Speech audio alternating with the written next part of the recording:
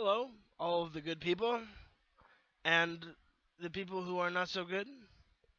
Um, it's been about 9 months since I put anything out on this channel, so I thought it was about time to put out some more original content and stop just posting podcasts that people have me on. So, really, without further ado, I'd like to go ahead and kind of like dive into this and kind of cut out a lot of conjecture. I can honestly say that this compilation has been it's been needed for a long time. Um, Maya Angelou said that there's no greater like agony than bearing some untold story inside of you, and I'm not trying to, not love myself. So it's not selfish; it's self-preservation. Um, but everything I'm about to tell you is absolutely true. I really can't make any of this up.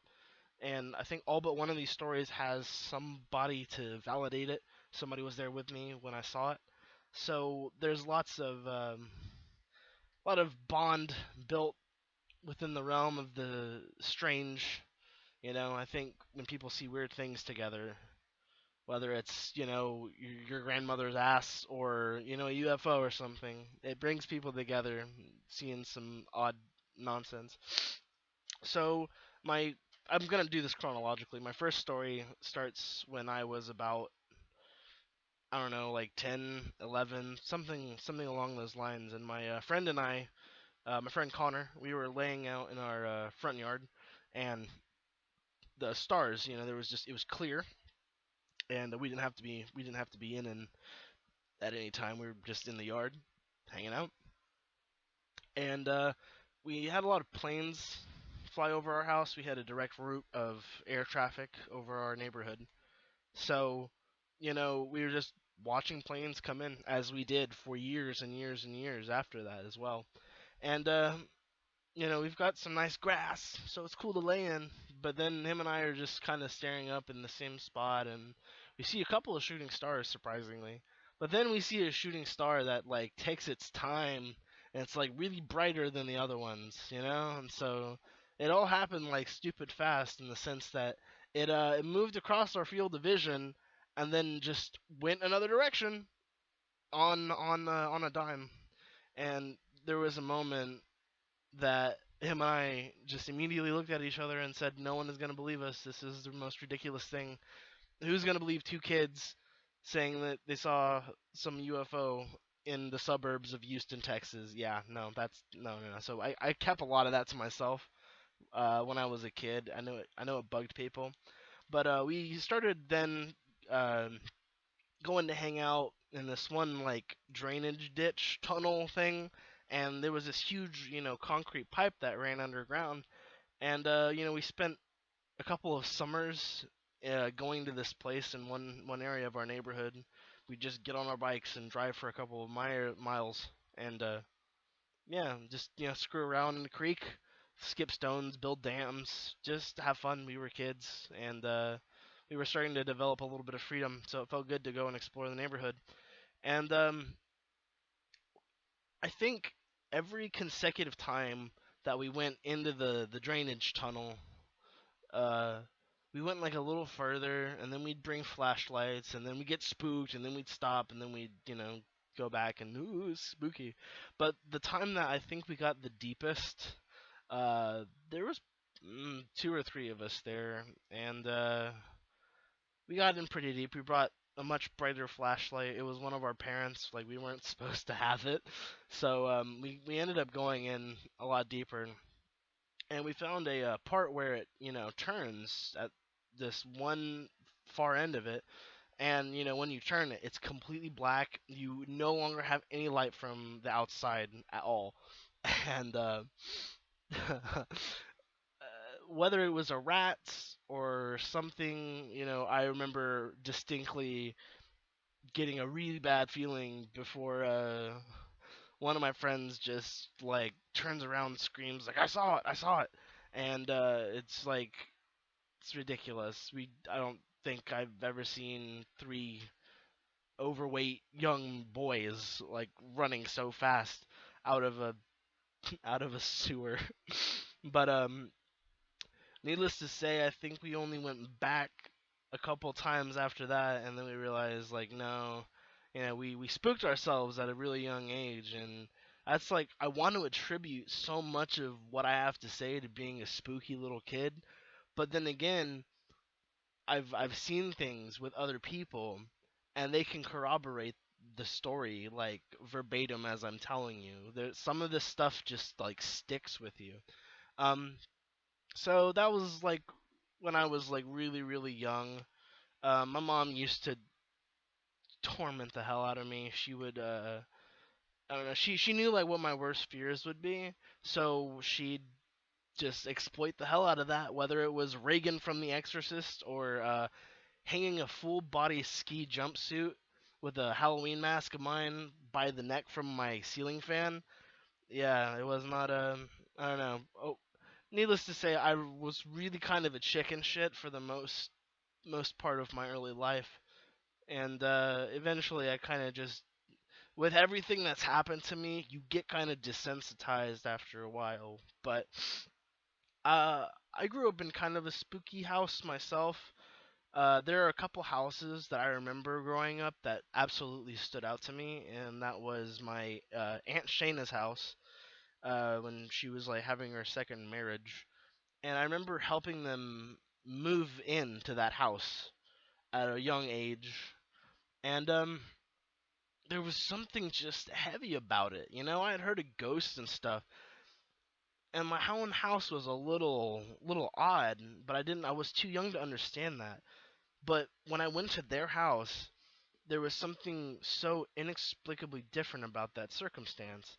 And so I find out later that one of my cousins was really really really into some dark practice, some really dark magic. And I found out that people went in to like purge the house of this entity, and it left marks on the garage door, and they eventually rebuked the spirit.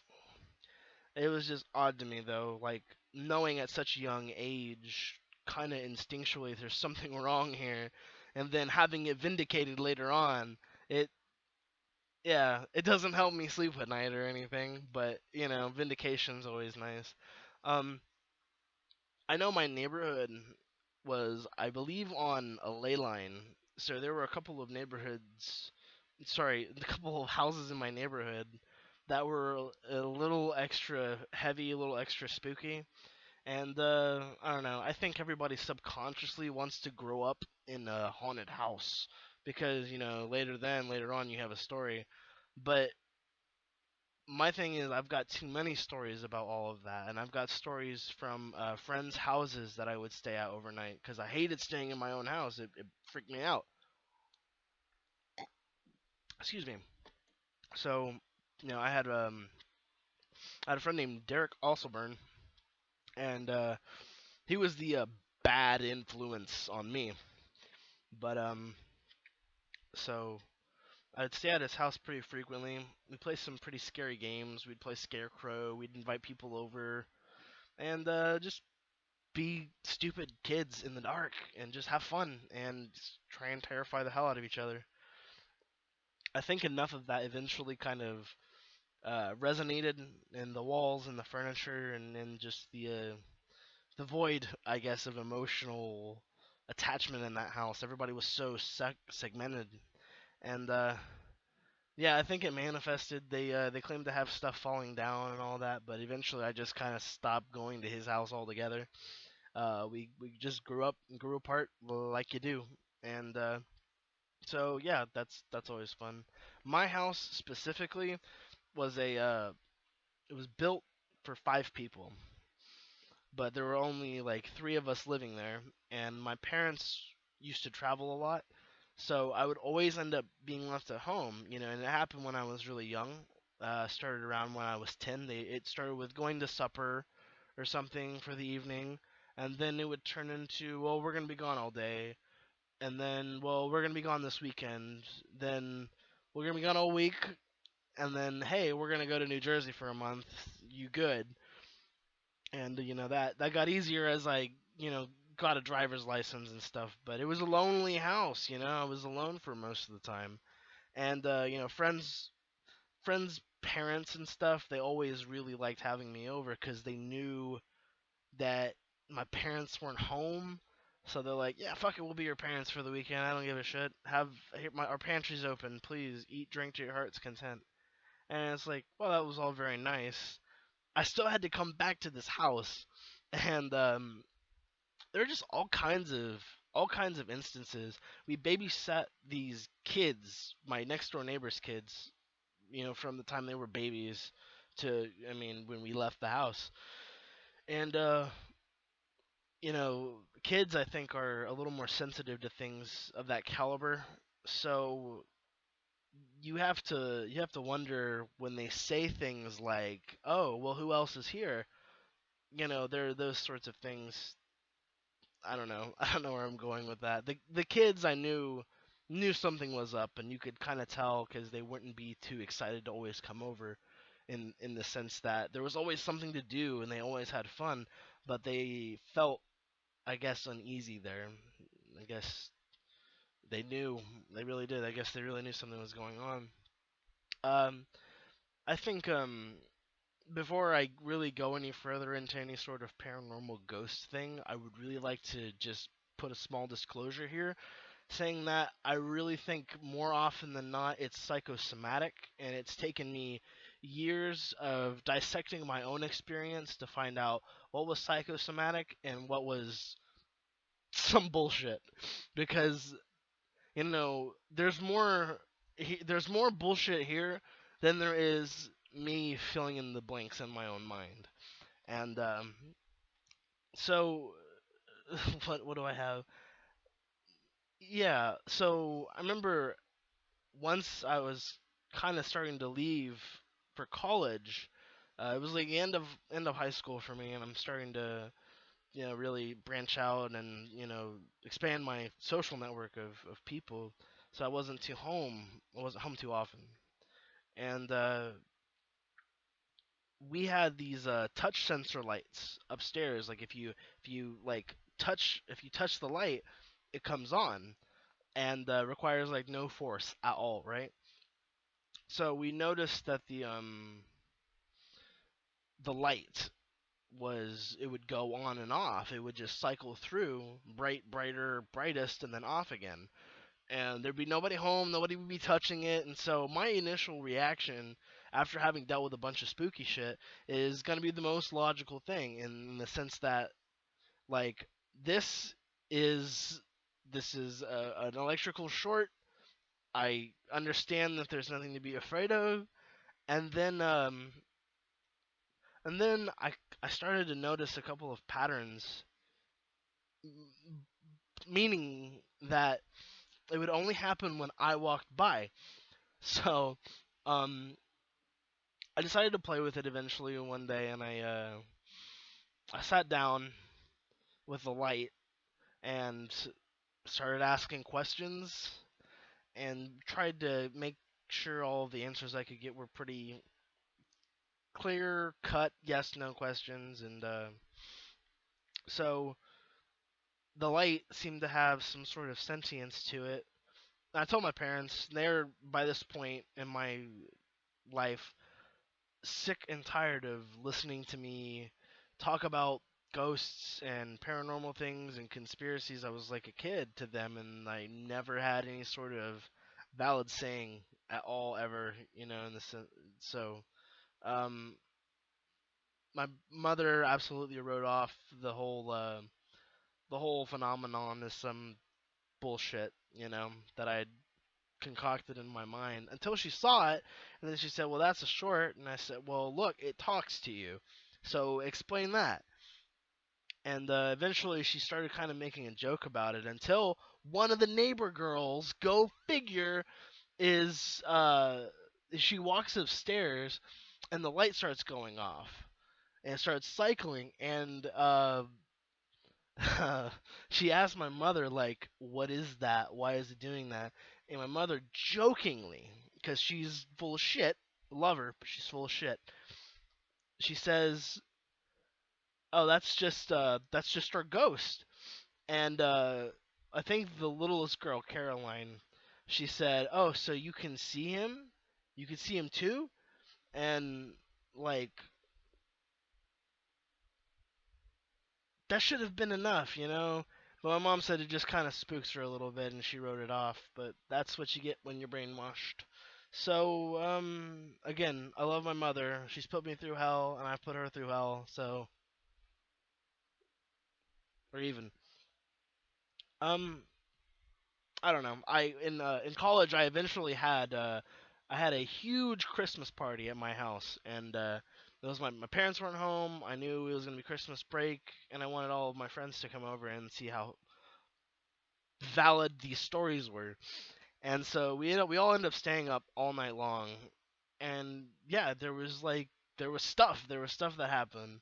Like one of our friends was like a really sensitive medium, and was like there's a lot of stuff passing through here, and we found out that there was a thinning in the veil because of the ley lines near the property. And so I'm like, I guess that kind of makes sense. You know, an empty space can't stay empty forever. So something has got to fill it eventually. And yeah, that was me growing up. That was my house. You know, there was tons of knocks. One instance, there were lots of knocks, and I'm sitting there trying to take a shit. Right? Bless whatever listener or viewer is watching this. I'm sitting there taking a shit, a teenager, and there's like an obvious tapping at the door, and I'm thinking, okay, it's my dog. And then the tapping starts coming from the top of the door, so I'm thinking my mother's trying to like screw with me or something. And I vehemently tell her, piss off, you know, and I'm telling her over and over, and it keeps knocking. And eventually, just like, done, wipe my ass, and I open the door expecting to see somebody. My mother, like, trying to stifle laughter, and there's no one there, right? So, I go downstairs, and my mother's in her closet, sorting piles and mounds of shoes. And I'm like, okay, what the fuck? Like, it's not funny, it's not cute. Leave me alone. I'm gonna go to bed. I want to like be able to take a shit in peace. And she's like, I've been down here the whole time, man. I really don't know what to tell you. My stepfather, uh, not the most patient man on the planet, but good guy. Uh, I was asking him if he had even been upstairs, and he got upset at me, telling me I worry too much and that I believe in things that are not meant to be believed in. But like, how are you gonna tell somebody that when they're having to digest all of this as a part of their experience? Eventually, I got it to the point where they were both pissed at me because I thought they were both messing with me, and yeah, it was not cool. I got yelled at because I thought they were a ghost, but it was a ghost that was a ghost. Uh, so lots of fun there. Let's see. Let's see. A little further down the road, not, but I think I don't know. I was probably a sophomore in high school or something, and this was the second time I ever saw a UFO in my life. We were driving near an airport. Go figure. And it's late. I really, really don't remember where exactly we were coming from, but we were taking a shortcut by the airport, and off the road, about I don't know, a couple hundred feet in the air, there was a triangular prism, and it like I thought initially that it was like a pole or an antenna or something, because I know some of them can be kind of triangles, but then like it starts moving a little bit, and the whole underside you can see is lit on all three corners there's red lights bright enough to illuminate the whole underside for me to know that it's flat. There's no pole coming out of it. It's just this floating triangle. And so I'm sitting in the front passenger seat, and my roommate to this day, um, he was sitting behind me, and both of us are kind of just staring out the window, and both of us like sit up and are shocked to the point that the driver even is like, "What's going on?" Starts slowing down the car, and we're both like, "What was that? Was that a UFO?" I'm trying to tell him like, "No, like, come on, man. We're next to an airport. It really could be any number of things." And then I really had to listen to myself there because it was dumb me trying to reason that, because once you rule out the absolutely impossible, what's left, however probable, is the truth. So that was another shared experience I had, and it wasn't like threatening or anything. It was just something we saw in passing. Of course, I tried to tell friends at school, and it got even back to some teachers, and they made fun of me. That's fine. That's all I need to know is that I shared this experience with one other person. If they can corroborate what I'm saying, then I'm not crazy. I know I'm not crazy. So that's always fun. I also, like, around this point in my life, I was employed by my own school district while I was still in school to operate lights and soundboards in our huge auditorium. So they'd pay me minimum to do band concerts and stuff. Needless to say, I was always like the first one in the auditorium and like the last one to leave. So it's just odd things happen in big empty buildings. I always felt like I was being watched by something. It wasn't malevolent. It didn't feel like it was menacing. I just felt like I was being watched. Wherever I went, there's like all kinds of like huge tall rafters, and I have other friends that they've shared things with me there. We've seen shadows move that aren't supposed to move. We've seen things like physically move. We had like a lot of props move in and out of a locked cage when I'm like the only person that has a key to that cage. So there's a there's a lot to be said about large empty buildings at night. Large empty buildings at night. Yeah. So now we kind of get to the part of the story where Spencer goes to college. And when Spencer went to college, um, Spencer was experimenting with a couple of different theologies and really was not looking to subscribe myself to any one line of thinking or line of faith. So I met a lot of people on campus. We would meet every Thursday night in a dark, secluded part of our campus, and we would meet and hold meetings. And every week it would be a different culture's theology, whether it was Romans or Greek or Egyptians or Norse or Christian. It didn't matter. We could go there with an open mind. The only problem was that there was an already official pagan group on campus, and so we couldn't get we couldn't get sponsored by anybody. So we had to have all of our meetings in secret. Eventually, I think it was after I left school that it ended up becoming an official thing. But when you get a bunch of people, like really open-minded people who have all experienced a lot of crazy things, who are really open and sensitive to, um, I guess, paranormal experiences, a lot of crazy things can happen. And so there was a lot of astral traveling, a lot of practice back then, and it's not something I like do now, like readily or consciously or consistently.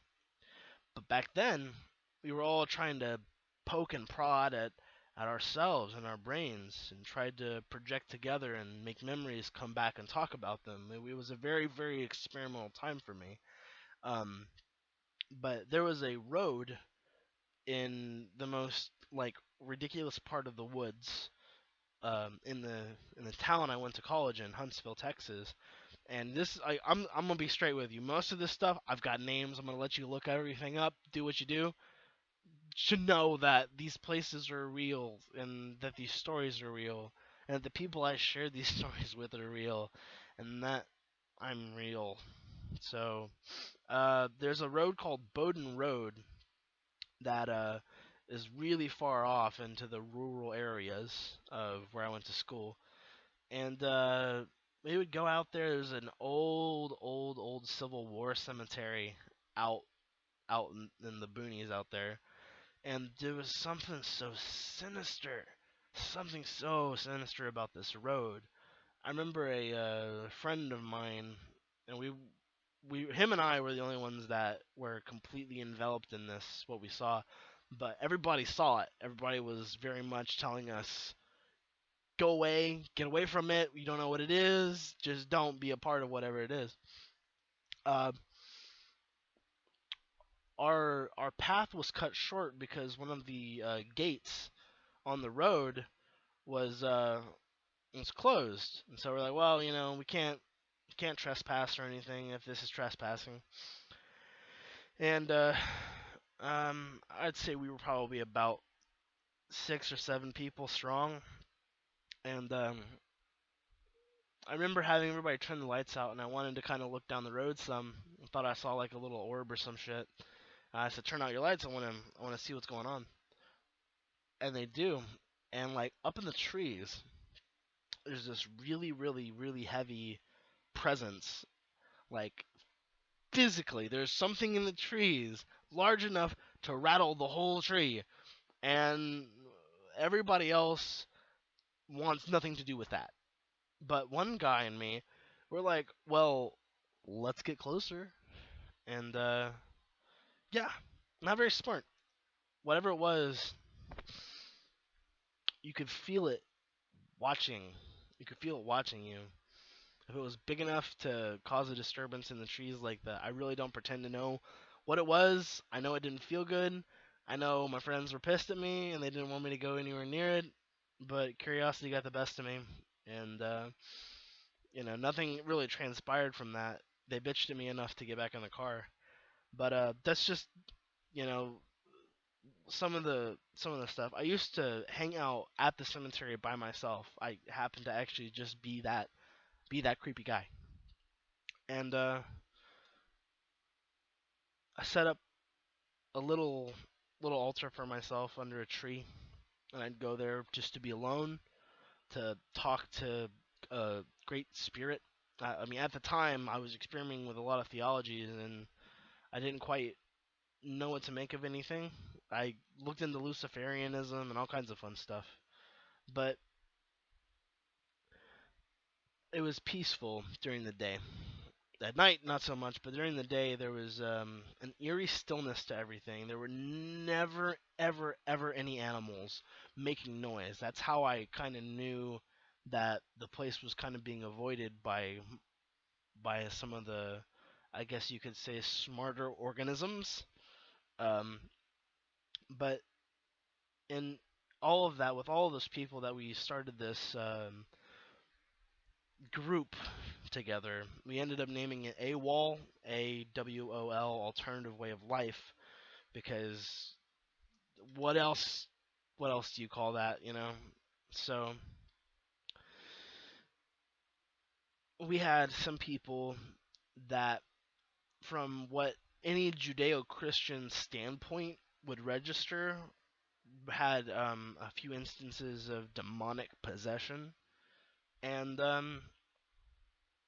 got to bear witness to a lot of that, and the stress the stress of not knowing what's going to happen next in a violent situation like that.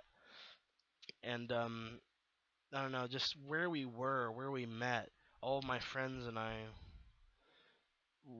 we're closer because we saw some things we couldn't quite explain. And you can always attribute that to people having like psychological fits and whatnot. But at the time, I came from a very strict like Christian background, so demonic possession for me in like my childhood was like the pinnacle of the worst thing that can happen to a person.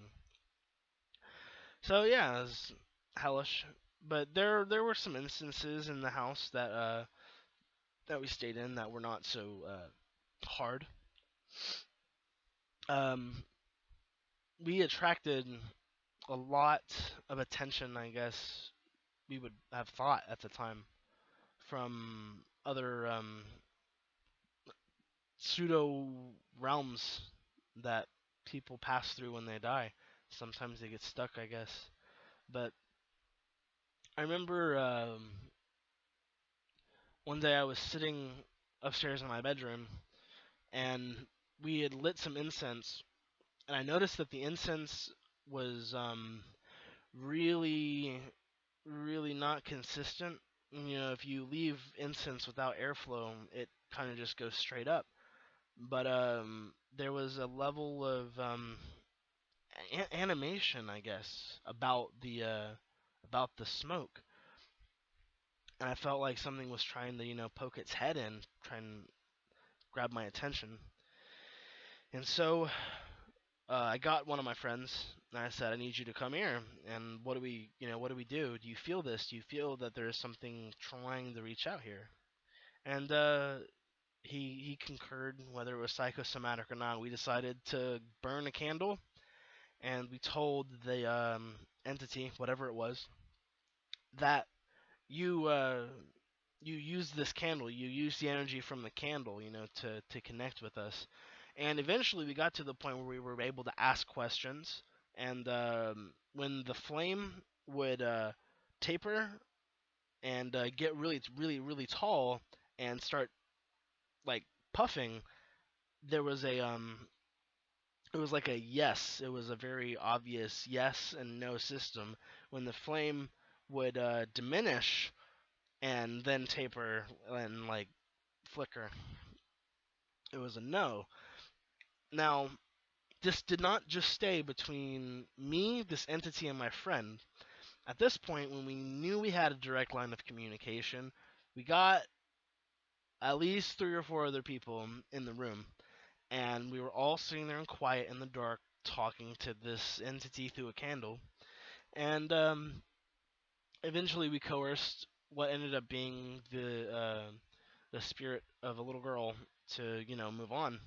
And my friend, who I've shared lots of crazy experiences with, he had just lost a grandfather whom he was very close to. And so when the I guess you could say the bridge kind of opened up to cross over for this child, he said he saw his grandfather and like just immediately like left the room and started to cry. I mean, this is coming from somebody who doesn't register a lot emotionally, but for him to have that experience, it only validated that much more what it was that we were going through and that we all had to stomach.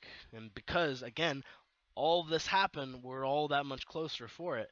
If I left their lives, then part of that story wouldn't make sense because it could be I could be a figment, I could be a fiction. But because we're together, we can say, "Hey, you remember that time we talked to a disembodied spirit of a little girl through a candle? Yeah, crazy, right?"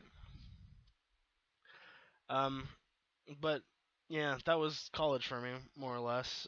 And then after I dropped out of school, I dropped out my second semester. I was not cool being there anymore. I didn't like it. Um, I moved to Virginia Beach in Virginia on the East Coast, and I was young, so I thought, fuck it, I've got my life together. I've got a girl. I've got a house. I've got a job. I've got my life together. But we were totally miserable. Um, anyway, this is something that like I've never put online before. So if you've made it this far, congratulations. This is actually where everything gets more interesting. It's more recent in my mind. So in Virginia, this is 2012. Yeah, this is in the year 2012. Um, I delivered for Domino's Pizza, and they gave me a base pass because there was a base that was in the same delivery range as my store. So Domino's paid the military, the Navy, $100 and got me a base pass. I still have it in my car. It's valid until September of this year, and so I've had it this whole time. It's been good for 5 years, but I don't actively infiltrate military bases like that anymore. But I can honestly say, in all hilarity, I've smoked a lot of weed on government property. Nothing else, just I found out where the general's house was in the residential area, and I definitely lit up there. Thought I was badass. Thought I had my life together. Farthest thing from the truth. But even though I left Texas and all of the people that I shared these experiences with, I was kind of hoping maybe I can get away from all of that and maybe I can kind of restart my life somewhere. But that's really never the case.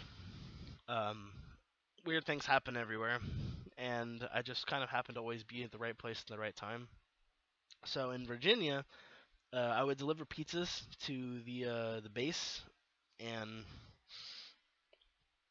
it took forever. The speed limit was like super low, and you'd have to take 4 or 5 orders because when the ships would come in, everybody would get pizza delivered to their barracks or to the ship. So I got to drive up to some of the warships, and they'd come down and meet me at the gate, and they wouldn't tip for shit. But it was still like a novelty experience for me. I thought it was pretty cool. But Jesus Christ, like looking back, there were a couple of instances where I remember my boss. I would come back and my boss would just be chewing me the fuck out because I would have been gone an hour or two, and the normal delivery time for like a base delivery is about 30 minutes. So I have missing time on a military base that I can vouch for with somebody else's frustration with me. So I don't know. I really don't know what happened in all of that. All I know is that there is several instances of missing time. I remember one day we were my significant other and I were watching a movie, and we had lots and lots of jets fly over our area. They flew super low to the ground, and so we were used to these like horrible noises, shaking everything, and people that live there were obsessed with it. They thought if you can't handle the jet noise, then get the fuck out. This is a part of life. Military people, am I right? So I remember one day we were watching a movie and it's like super late, probably around midnight, and there's this like huge roar outside that sounds like wind or something, and then it would start up and go, but then it would just quit. It would just stop. It wasn't like a plane, because the planes they'd come in and there was a definite Doppler effect of all of that. You could hear them come and you could hear them go, but there was no subtlety about this at all. And we were inside for a little bit, wondering like, what is going on? Enough for us to stop the movie and walk outside and try and figure out what the fuck is going on. And so, what was odd, I think the first thing that should have tipped me off was the fact that there were other local people outside saying, like, we don't fucking know what this is. It's not the Jets. And it seemed like it was, like, coming from everywhere. Now, in the in the time that this has happened, I have gone to find out that what they were doing was not above us, but actually below us. And it seemed like it came from everywhere, but it came from the ground and it penetrated up everywhere. Um, they built underground bases off of the Navy base, and what they were doing was using one of those like stupid huge boring machines that penetrates the ground and creates tunnels, and it like people have posted videos on YouTube saying like, "Oh my God, it's the sound of the angels of Revelation when the trumpets sound." No, honestly, no, it's these people. They're just digging tunnels to do some nefarious shit underground. There's nothing too biblical about it. Um, Scared the fire out of me when I was there, but let's see what else. What else is fun? Yeah, the underground burrowing. I lived. I eventually moved from Virginia Beach to an egalitarian intentional community, and that was fun. I was there for about 4 months, about a season, and it was cold. It was winter. There's about 82 acres. That place to anyone else would have been paradise. It was for me, like at the time, but even still, then, like I would never, ever, ever feel comfortable about walking around the woods at night. I always felt like there was like just something on the tree line watching. It wasn't again. It didn't feel threatening. It felt like there really was a barrier between any action that could take place, but I was being watched, and I know that feeling by this point in my life. So, nothing really, really intense ever occurred on that property, but it's just a fun fact about me. I lived on a commune in the middle of winter in Virginia, and it was amazing. Um, so here's a fun UFO story. On my way back from Virginia, I'm traveling alone, driving this whole thing by myself, and I am in Louisiana heading west, and it's about 4 o'clock in the morning, and there's this 20-mile bridge. And shout out to anybody in Louisiana that can pronounce this better than me. The Atchafalaya Bridge that goes to the Atchafalaya Basin. It's in like the middle of the swamp between like I think Lafayette and New Orleans. So I'm doing my best to stay awake at this point. I'm heading west, so the Gulf of Mexico is out to my left, and inland is to my right. And you can't see anything. Like the moon's not out at all, and it's like there's no moon, there's no clouds, there's no one on the road.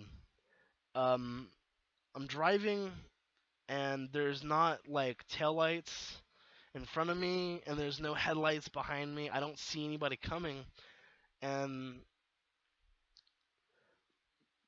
this is like the only story that I can't like have a witness corroborate, so you're gonna have to take my word for it.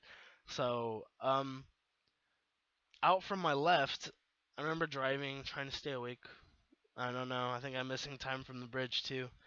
There's a this like blinking red and orange light that's coming like from my left, and my first thought is like, what the fuck is a helicopter doing out here? It's so random. Like, there's nowhere left of me.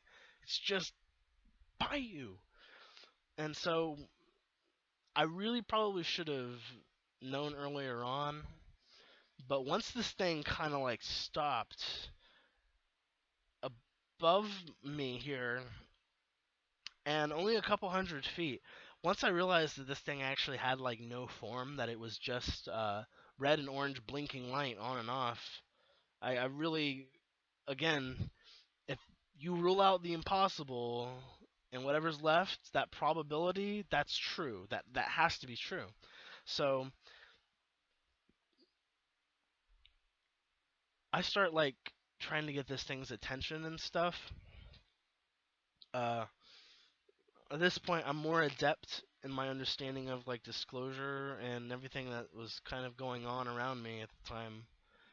And so I'm thinking like, is this thing coming for me, or is it just a happenstance, like most of my life happens to be? And so I sat there and tried to like flash my lights on and off, trying to signal to this thing that I'm down here. And it obviously knew I was down there because it followed me for a couple of miles. And I tried the physical flashing of the lights to get its attention to try and communicate with it. And then I remember like honking my horn, turning out my lights, honking my horn, just trying a combination of shit to just, I don't know, poke and prod and see what happens. And so, um, eventually, I start yelling at it like out my window. It's just like the window's down. I'm going like 60 miles an hour, and just remember yelling at it like, "I'm here. I'm down here. I'm here. I'm down here." And that's when it left. It just went from following me to inland, and I saw it. It happened, and it was gone over the trees. And then I stopped at a gas station a little soon after that, and I didn't know what to tell the guy. I didn't know what he'd think of me, but I told him like, so I saw like, do you know any UFOs? I saw something on the bridge.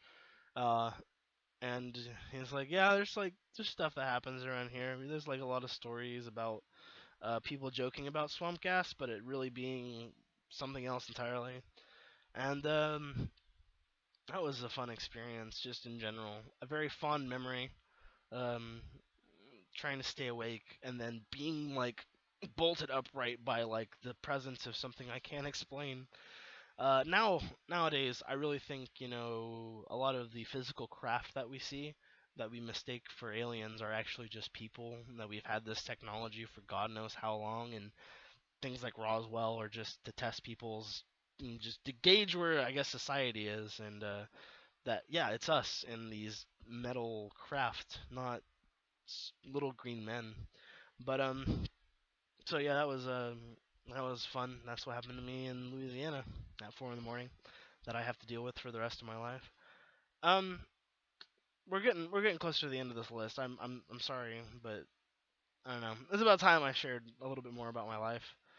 Um, so I'm stupid, and I moved back to the college town that I left. And the place, I swear to God, it's like a black hole. If you know anything about Huntsville, Texas, you have to know that it's a college town, but it is a prison city first. There's a state prison in the town, so like the college is a really good criminal justice program. And it's just a lot of people have been put to death in this town, so there's this really weird black hole vibe that you get. And my friends and I joke about it. We've all lived there for periods of time, and we're just all glad that we got the fuck out. We all experienced crazy shit from like four-story haunted antique shops to the little girl in a candle. All of it all of it's shared, all of it's memory that we have to share with each other. But I was stupid, and I ended up moving back to this town, and I moved in with a girlfriend that I met while I was there. And some like one thing that you have to understand about where we were living is that it was surrounded by woods. There was a street in front of us, but everything around us was woods. And so her room is at like the back corner of this house. There's two windows in her room, and I'm really trying to paint a picture here for people because this one was pretty profound. Um, so her room has got two windows, one behind our bed, another at the foot of our bed. And my girlfriend's little brother was staying the night with us, and he's sleeping on the couch, and her and I are kind of relaxing, cuddling, and the window behind us, there's this like really, really intense bright white light that just like flickers really hard, and nothing. That was just it. It was the light. Like my first thought it was that it was a transformer exploding or something. So I was kind of, I guess, mentally bracing for the large boom that comes after that. But then I realized something really curious is that it only came through this one window, and that there was no transformer behind the house or in the woods behind the house. So once I had ruled that out, I thought storm. Then again, one window, one light. I try my damnedest, right, as a human being, to rationalize what's going on in the world around me. But when you get to the point where you can't really put your thumb on something, that's that's when shit gets frustrating. And so it did it through this back window about once, and that's when my girlfriend started getting scared. She thought there was somebody outside with a big flashlight or something. They were trying to like rob the house or some shit. So I do like what any reasonable man should. I grabbed her little brother and I grabbed flashlights and I said, "Get the fuck outside with me. We have to make sure there's nobody around this house." And so we searched the property. There's a part of me that knows that there's no one fucking there. This is just another one of those stupid things that I have to digest.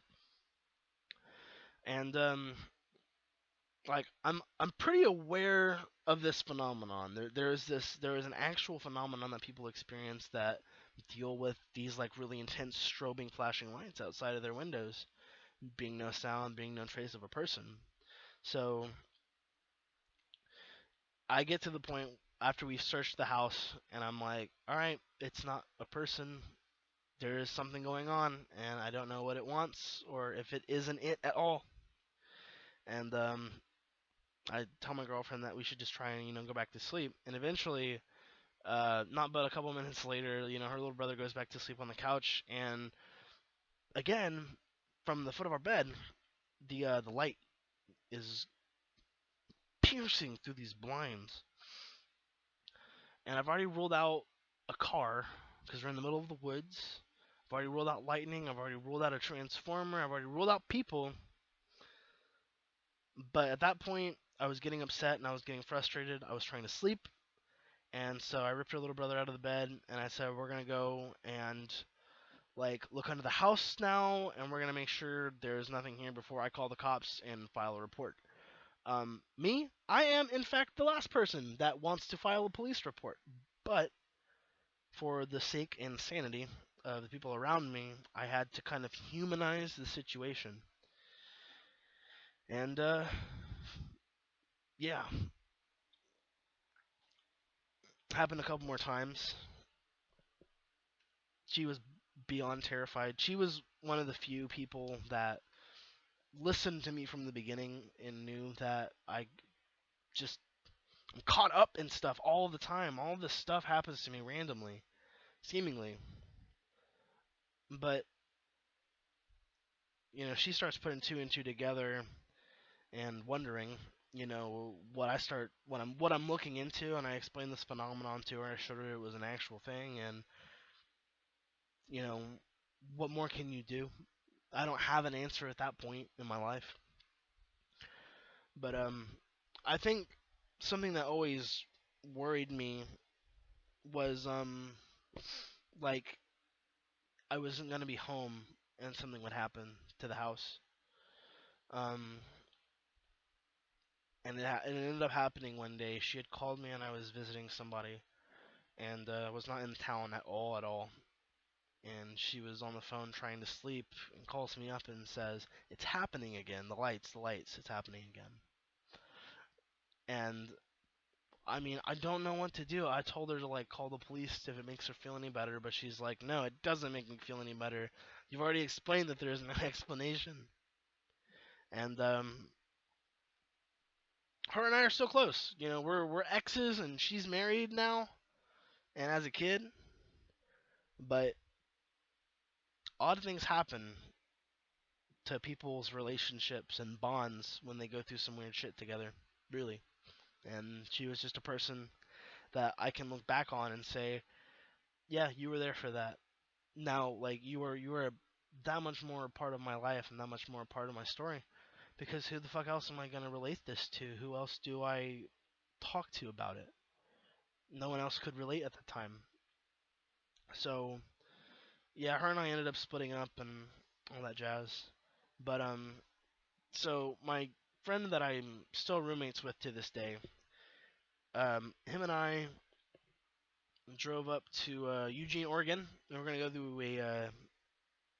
go to a 3-day music festival up there, and we decided to drive the 2 days straight, not stopping at a hotel or anything. We just decided we're gonna drive in shifts for 2 days there, and then we're gonna stay for three, and we're gonna drive 2 days back. Um, at the point where we were in Northern California, we went west all the way up through California, and we were almost to Oregon. We were probably 2 or 3 hours outside of Eugene, and we were in the mountains. I'm trying to sleep. I don't trust my driver. I love my friend to death, but he's a fucking horrible, horrible driver. He's gone through a lot of cars, so um, it always like put me on edge when he was driving, and we'd be going like 10 miles an hour or something around a bend, and I would just be like, "Whoa, what the fuck? No, no, no, no, slow down!" And so I like was stressing him the fuck out. And I remember one time I felt him slowing the car down. It was like I was so on edge that every little subtle thing really stuck out to me. And I remember him kind of tapping on the brake a little bit, and I kind of like shoot up with my eyes wide open, like, "What's going on now? I'm freaking out. I haven't slept in like 2 days." And there is this like black, somewhat transparent mass, like in the middle of the road, and like he kind of like hits his brakes, but he thinks he's like gonna hit it, and like tries to swerve a little bit around it. So like both him and I saw it, and this thing just like phased through the car, and like we keep driving, and like it's one of those things that you look at the person, and it's like no one will believe this shit. It's like that's why we're still friends, is because I guess I just happen to attract a lot of crazy shit. Um, so that was fun. I didn't go back to sleep until a couple hours later, and we really tried to chalk it up to like road hallucinations that we somehow both participated in at the same time. But yeah, he's still my best friend. We've been best friends for years, and we're only closer because we've been through hell and back. So okay, that's a fun story. Now, one of the more recent ones, um, I was wrongly arrested, and I mean wrongly arrested in the sense that I had no warrants out or anything. Um, I had receipts for tickets and stuff I had paid, and everything was up to date. Like I knew I was right in my sanity to believe that I shouldn't have gone to jail. Besides, I was sitting in my friend's driveway in my car trying to pick her up so I could go home. We'd hang out, and I'm sitting in her driveway, and there's like a tap at my window, and this cop has got his fucking light shining on everything. It's so fucking bright, and I like roll down the window, and I'm on the phone with the girl in the house. She's getting ready. She's like, "Hey, I'm getting ready. I'm trying to come outside." And while this has happened, the cop walks up, and I'm like, "Is there anything I can do for you, sir?" At this point, I'm a little skittish. I'd been arrested for the first time um, a couple months prior. So, like, I knew I had tickets and stuff that I needed to take care of, so all of it was paid off and stuff, which is why I felt comfortable. But I wasn't trying to fuck with this cop. I was trying to be respectful, but I really didn't want to deal with police. And he was trespassing on private property, so like, not cool, bro. And he said, "Yeah, your vehicle matches a report of suspicious activity in the neighborhood." Um, and he runs my driver's license and says I have warrants out in that county. And I'm like, "Look, dude, the fuck I don't. I really don't. I've got all that taken care of. I explained my situation and tried to be cordial. But he says those magic words. "Sir, will you please step out of the car?" And at that point, I know, okay, well, he's probably gonna search my car because I look like a fucking drug addict. He's trying to tell me to like get out of the car so he can search my car, and then telling the dude like, look, I don't want to go to jail. I have no reason to go to jail. I have all my receipts. If you would just let me show you my receipts that I've paid all of this and that I actually am clear. So I guess he thought I was reaching for a gun, threw me on the ground, and beat the hell out of me. Um, so I guess I said, okay, I guess I'm going to jail. And yeah, I ended up spending the night in jail for absolutely no fucking reason. It ended up costing the county about $500 that they had to give back to me because they're like, please don't sue us. It's like, dude, you beat the shit out of me. Like, this is gonna take me a little while to get over, you know. But I chose not to milk it. I was just happy to be out. And so this is where the story gets odd. Um, my aunt, my mother's sister, decides to come pick me up from jail because again, go figure, my parents aren't in the state. And my cousin comes along, and I kind of told her the year before about some stuff I'd been working on, everything to do with the cloning centers and all of that noise. And at the time, like the year before, she thought I was like fucking crazy, but we're like family still, so we love each other. We were raised as brother and sister basically. And yeah, what a morning. So we decided to go to this place called 59 Diner. This is shitty little diner. I just wanted breakfast. I'd spent the night in jail for no reason. I just wanted to chill out and eat. So it's still pretty early in the day, and there's like not a soul up in this restaurant, but us, right? And we get sat in the far corner, and I'm about halfway through ordering food when they seat an old guy. Like, here we are. He's on the other side of the room, but he's in the opposite corner of the room.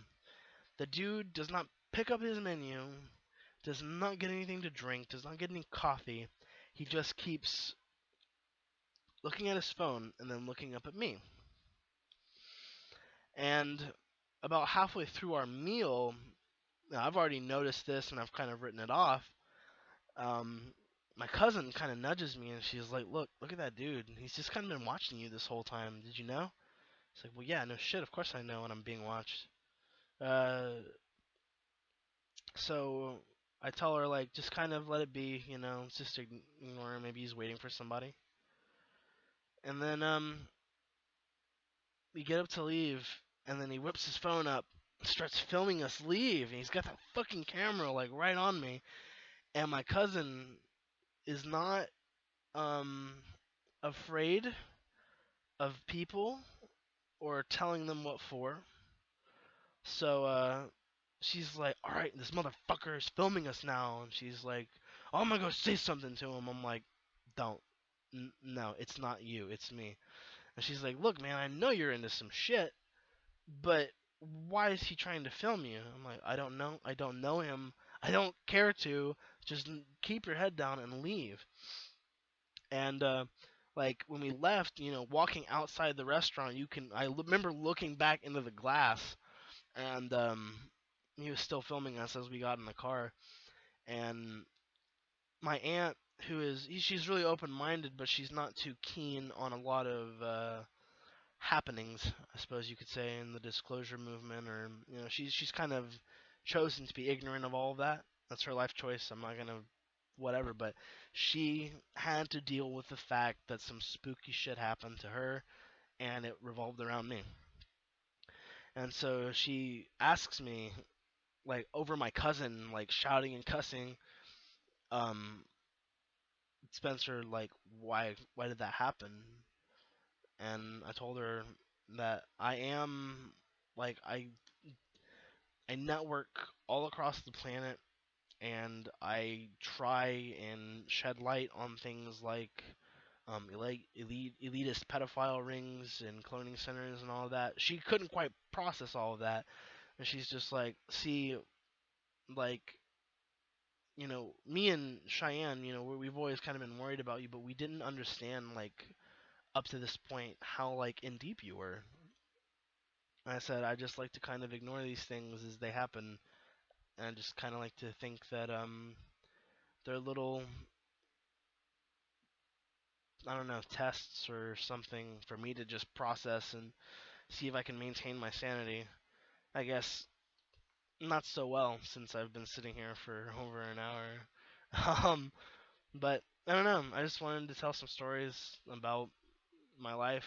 The most recent stuff since I moved into this house, we had a roommate, an absolute fucking travesty of a human being, and he brought in a lot of heavy energy. And I guess anybody in the New Age movement would say bad vibes, bruh. But it went a little deeper than bad vibes, bro. It was he was a really dark person. He swallowed a lot of his violent impulses. That he told me about them all the time, and I spent a lot of time getting to know him more than anybody in the house. And eventually, he ended up leaving. But oh my god, there was so much shamanic work to be like done in that room. There was so much like anger and shit built up, so much darkness that, I mean, I've seen shit manifest around my house, like not even like out of the corner of my eye, but like right in front of me. And I'm the person here that is up all night, all the time. I like to learn. I like to be awake and learn, and my mind is still enough at night to be awake.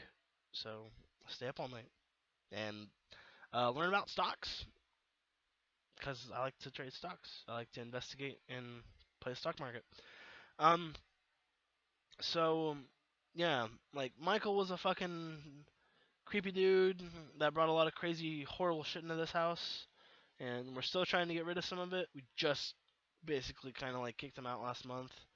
Um, he just stayed locked in his room like constantly, like all the time.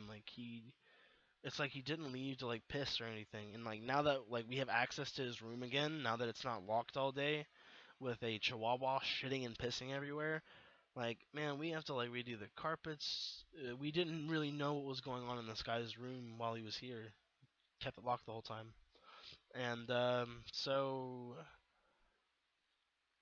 we ended up like putting a mattress in the middle of the room, and we decided to like play King of the Hill, and we like kept like trying to stay on the bed, and we really transmuted a lot of that violent mentality that had kind of seeped into the atmosphere in that room. We transmuted it, and by the time we were done wrestling and like fighting each other, we were laughing and having a blast, and it just the whole room felt better.